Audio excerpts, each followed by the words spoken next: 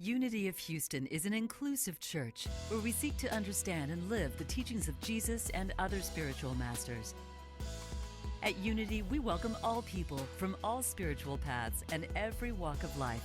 We celebrate the diversity of our city and of our world, and we teach love, tolerance, and oneness, seeking to live in harmony with open minds and open hearts. Wherever you are in your spiritual path, you are always welcome at Unity. Join us and discover that the life of your dreams is already within you. When I planned this talk, Life, Death, and Rebirth, I really only called it that because it was the final chapter of the book that Reverend Jean Marie and I were using, and we'd come to the end of the book. But it also perfectly fits with the liturgical season as well. So for Holy Week and Easter, which is we're coming up on that next week, it also seemed to fit. But no way did I think we would be in the middle of a pandemic where life and death are in the news hourly. It's like all we're hearing about. It's illness and death, seems. And this is more than I bargained for tonight. Maybe we all have.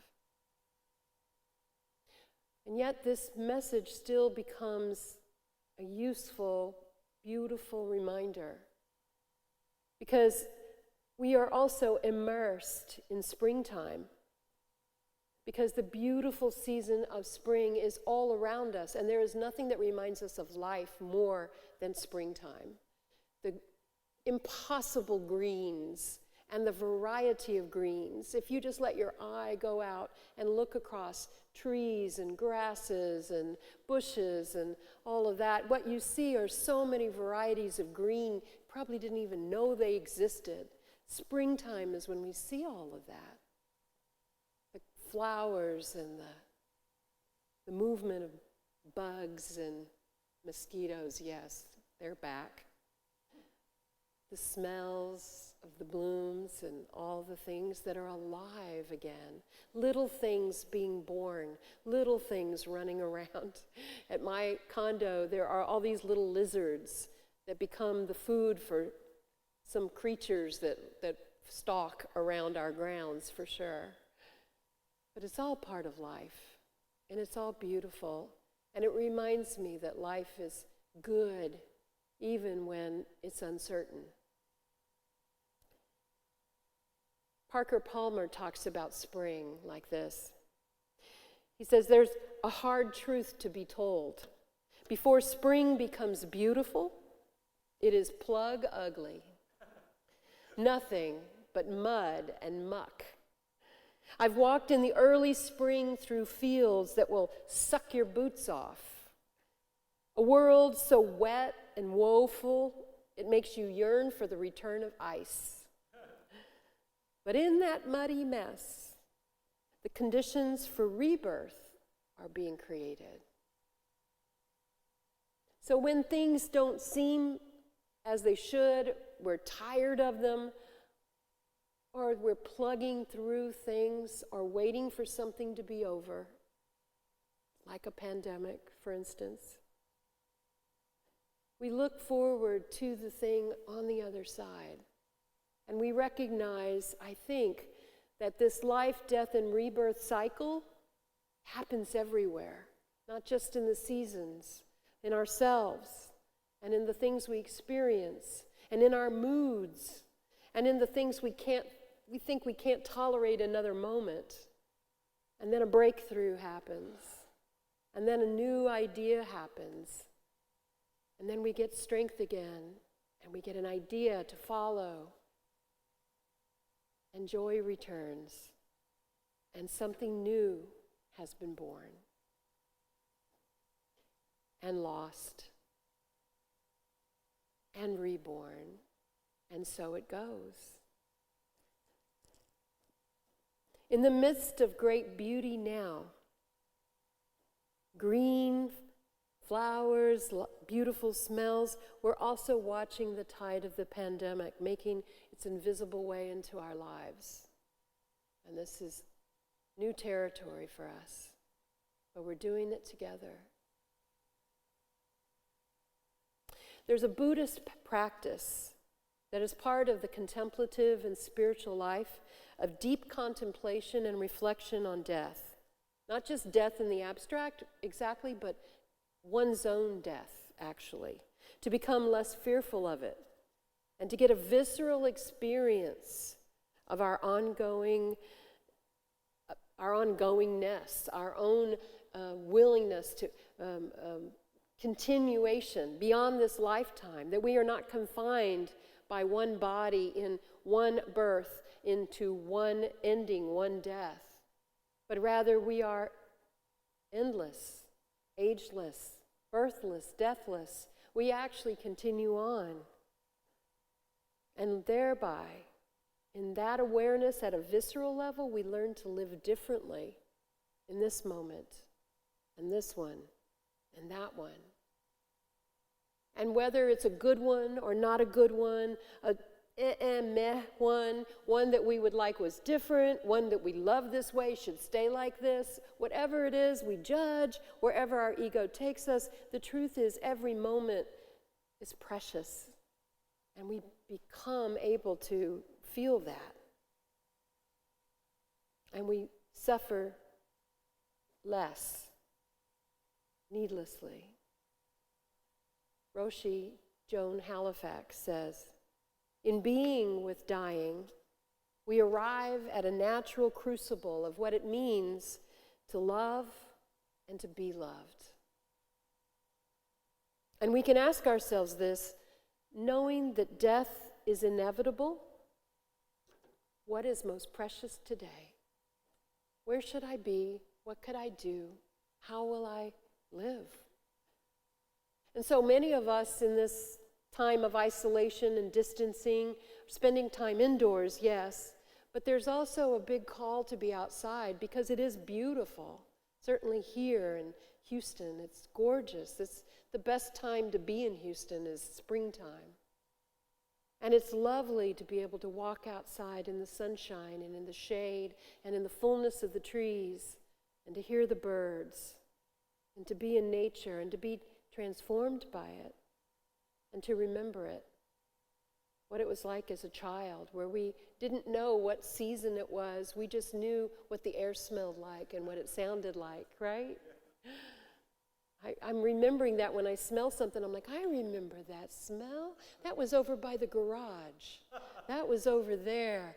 I was young and I didn't know what season it was, but I knew that it was a good smell. It was a good time. Are you walking outside more? Spending more time alone? Or with those you love? Or those you live with, at least? I hope so. Eric Butterworth, in his book In the Flow, the one we were drawing from for this series, says some people might feel that it's terribly negative to discuss death. However, a fear of dealing with the subject could well indicate a bondage to it. It could mean that our faith does not include the wholeness of the life that transcends earth and transcends death and transcends birth. If death comes, it must be a part of that wholeness, not a deviation from it. In other words, we're not only whole when we're alive and full of life.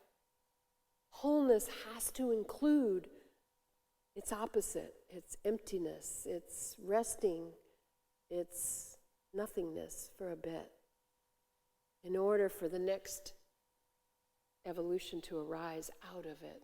Life, death, rebirth comes from the emptiness, from the darkness, from the depth, from the quiet. Jesus said, "You will know the truth, and the truth will make you free." In the consciousness of the allness of life, there is a freedom from the thought of a locked-in existence and from the barriers of birth and death. When in our thought we break down the ends, life suddenly becomes a continuing experience of the universal flow, and then death loses its sting. In other words, when we realize we come from something before birth and long after death, that we become and are on some sort of continuum, then the confines of this lifetime simply become an opportunity, moment by moment by moment. We become aware that we're not this body, or alive only in the confines of this lifetime. In the meditation, I'm wondering, did you notice that as I suggested that you shapeshift, which I suggested that you do, maybe you did, from person to ocean, to spray, to wave, to drop, to wetness, and back to the ocean again. Who was the I of you? Not the I of you as you changed form. Who was you? Expansive as the ocean, tiny as a bit of spray, drop of ocean, an enormous wave coming across, sweeping across the ocean face and onto the shore.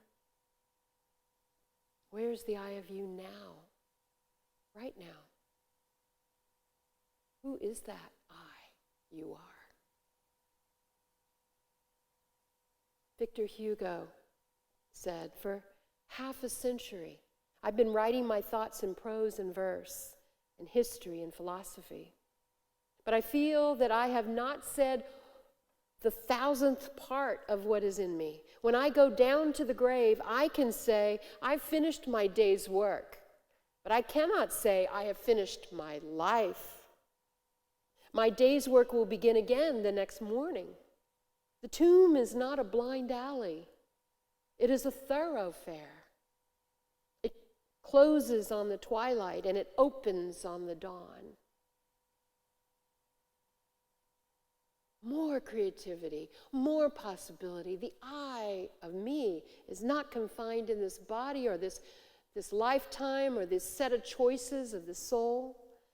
A sense of being not finished yet, more to do yet, always something in front of us, more to do, to give, to be. Reincarnation, well, we don't teach it as a part of unity, but we certainly acknowledge it. We certainly see it. Charles Fillmore believed in it, but he cautioned that the study of reincarnation isn't profitable. He says it's not what you have been, but what you are now that is the issue. Because it's what you can change, because it's what you can do something with. This is the time, this moment, this place. Frank Liddy said, remember, you have 2 lives. You get your second life when you realize you only have one. And then you wake up. And then you get a fresh idea. Robert Fulghum said, I believe that love is stronger than death. Because love is what we are. And Gabriel Garcia Marquez says, human beings are not born once and for all on the day their mothers give birth to them, but life obliges them over and over again to give birth to themselves. And that's what we do. And that's what spring reminds us. What if we're going through a profound change that we won't go back to? What if we're being reborn on the other side of all this disruption we're experiencing together? What if we're becoming a new form of butterfly, utterly remade? I love Isaiah 43:19. See, I'm doing a new thing. Do you not perceive it? I am making a way in the wilderness and streams in the wasteland, turning everything upside down. This is our time. Something's afoot. We're doing it together. God bless you all. Thank you for watching this message today. I'd like to invite you to join us in person here on campus at Unity of Houston for Sunday morning or Wednesday evening services. If you can't be with us here on our campus, you can still join us live on Facebook or on our website, unityhouston.org, Sunday mornings at 11 a.m. Central.